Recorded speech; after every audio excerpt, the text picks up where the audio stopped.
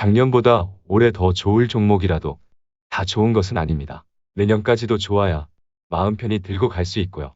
혹시나 물려도 버틸 수 있는 겁니다. 올해도 좋고 내년도 좋아야 하지만 추가로 시장 트렌드에 맞아야 합니다.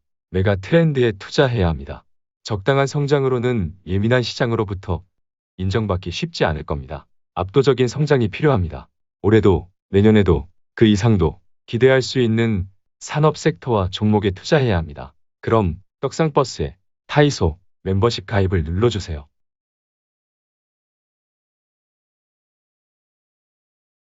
이베스트증권의 카카오의 1분기 실적 추정치가 수정이 되었는데요. 수정된 수치를 보니 실적 쇼크입니다. 매출도 컨센서스에 미달할 것으로 보이고요. 영업이익이 아주 그냥 충격이네요.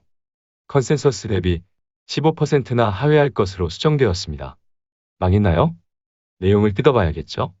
매출은 지난 분기 대비로도 3.2% 역성장할 것으로 보고 있는 건데요. 이유는 1분기가 플랫폼 부문의 비수기이고요. 오미크론과 우크라이나 전쟁에 따른 수요 위축 영향 등으로 소폭 감소할 것으로 보는 모양입니다. 매출은 크게 나쁘진 않기 때문에 넘어가도 될 것 같아요. 영업이익은 전분기 대비 41.7%나 성장하지만 앞서 말한 대로 컨센서스를 15%나 하회할 것으로 보고 있기 때문에 실적 쇼크가 맞습니다. 작년 4분기엔 대규모 일회성 비용이 반영이 되었기 때문에 전분기 대비 이익이 대폭 증가한다고 좋아할 것은 아니에요. 보아하니 이번에도 일회성 비용이 있군요. 특별 연봉 인상이 반영되면서 기존 전망했던 영업이익에서 차감이 된 것으로 보이네요. 개인적으로는 일회성 비용으로 실적 쇼크가 나오는 것은 이해할 수 있지만 오늘 시장만 봤을 때는 시장이 그다지 달가워하지는 않는 모양입니다.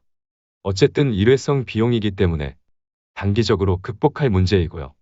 중요한 것은 지속될 문제이냐인데요. 그럴 리는 없지만 올해 실적 추정치를 보면 가늠을 해볼 수 있겠죠. 1분기 실적 부진에도 불구하고 올해 매출은 31%나 성장할 것으로 전망하고 있고요. 영업이익은 무려 55%나 고성장할 것으로 전망하고 있네요. 장난 아니네요. 이 정도면 1분기 실적 부진을 상쇄하고도 남습니다. 훌륭합니다. 올해 영업이익이 9천억을 훌쩍 넘기고요.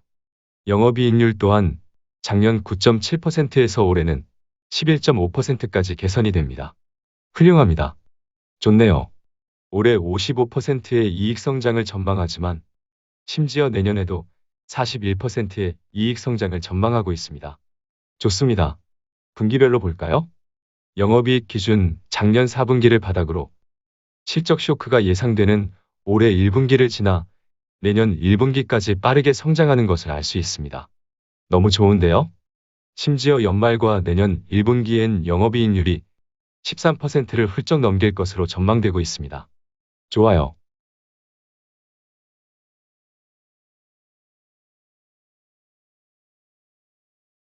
이렇게 좋은데 까짓 거 1분기 실적 쇼크는 감수하시죠. 일봉 차트를 봅시다. 실적 쇼크 우려로 다시 고꾸라지고 있네요. 또 생지랄이죠. 지난 영상을 통해 10만 원을 일시적으로 깰 수 있다고 말했지만 제대로 깼네요. 요즘 시장 트렌드가 상남자가 따로 없어요. 화끈하네요. 이틀 사이에 분위기가 확 안 좋아졌네요.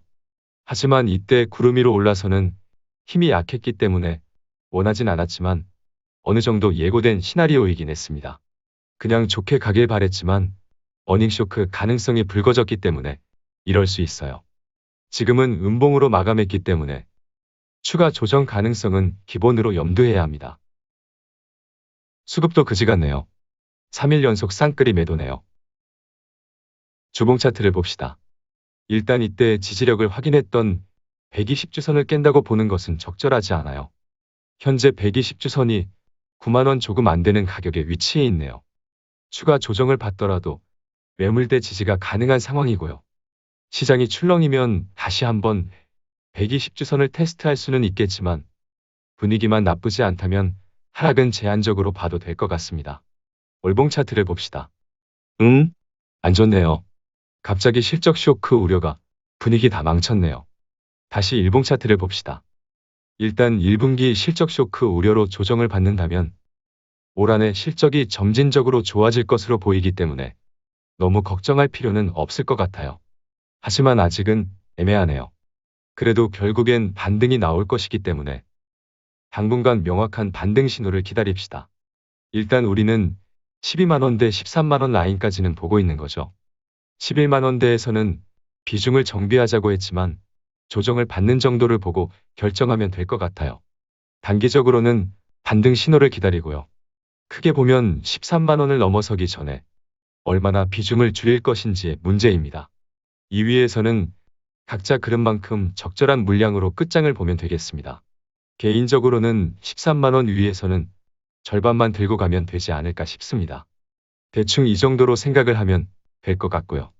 갑작스러운 어닝 쇼크라는 키워드 등장으로 단기적인 흐름이 문제입니다.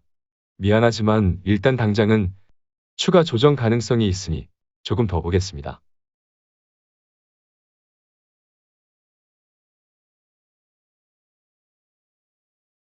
다음은 네이버 일봉 차트입니다. 얘도 실적 쇼크인가요? 그러네요. 얘도 실적 쇼크 우려네요. 이러면 골치 아프죠. 내용을 전해볼까요? 삼성증권이 1분기 부진한 실적을 전망했군요. 영업이익 기준 1분기 컨센서스 3,541억 원에 미달하는 3,242억 원을 제시했습니다. 8.5% 정도 미달하는 것으로 보고 있네요. 이유는 지난해에 이어 올해도 임직원 보상이 확대되면서 인건비 부담이 증가할 것으로 보기 때문이네요. 안 좋죠? 심지어 올해 영업이익 성장도 8.2%에 그칠 것으로 제시했습니다. 이러면 매우 안 좋은데요? 현재 컨센서스는 올해 22%의 이익 성장을 전망하고 있지만 삼성증권의 최신 보고서는 8.2% 성장에 그칠 것으로 보고 있습니다. 쇼킹하네요. 그래서인지 주가도 갑자기 쇼킹해졌죠. 증권사의 갑작스러운 태세 전환이네요. 8.2%의 성장이면 저 역시 예상 못한 수치입니다. 작년에도 9%의 이익 성장을 했는데 올해는 8.2%에 그친다고요? 이거 쉽지 않군요. 일봉 차트를 봅시다. 일단은 하락은 제한적인 것으로 보고는 있지만 앞선 이유에서 상승 동력이 약해진 것으로 봐야 할 것 같습니다. 일단 네이버도 운봉 마감을 했으니 하락이 멈추는 것을 봐야겠죠? 당장은 구름 하단의 지지를 받고 있지만 이어지는 캔들이 중요할 것 같네요. 주봉 차트를 봅시다. 갑자기 안 좋아지네요. 성장주가 성장에 의심이 생겼기 때문인데요. 지켜내야 하는 120주선을 위협하고 앉아 있습니다. 월봉을 봅시다. 긴축 발작과 전쟁으로 찍었던 바닥을 예상하지 못한 어닝쇼크 키워드가 나오며 재차 확인할 가능성이 생겼네요. 쉽지 않네요. 다시 일봉 차트를 봅시다. 쉽지 않네요. 미안하지만 예상 못했던 키워드가 등장한 바람에 오늘은 관망 의견을 전해야 할 것 같습니다. 제가 내용을 좀 더 면밀히 살펴보겠습니다. 다음 주 한 번 더 같이 보는 것으로 하겠습니다.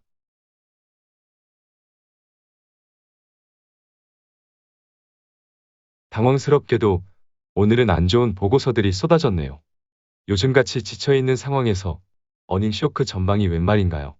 힘든 시기에 안 좋은 소식을 전한 것 같지만 숨길 일은 아니라고 생각합니다. 어쨌든 네이버 카카오 모두 충분한 조정을 받은 상태이기 때문에 지나친 걱정은 할 필요 없고요. 그냥 아쉬울 뿐입니다. 카카오는 1분기 실적 쇼크가 뼈아프지만 성장성이 훼손된 것으로 보이지 않아 그나마 다행으로 보이네요. 하지만 네이버의 실적 쇼크와 성장 둔화라는 키워드가 매우 아프게 느껴집니다. 그래도 애널리스트들의 판단이 항상 맞지는 않기 때문에 참고는 하되 그대로 받아들일 필요는 없을 것 같아요. 좀 더 내용을 더 살펴보고요. 고민도 더 해보고요. 그리고 다시 설명도 해보겠습니다. 그럼 여기까지 합시다. 오늘 하루도 고생하셨습니다. 주말에 또 만납시다. 감사합니다.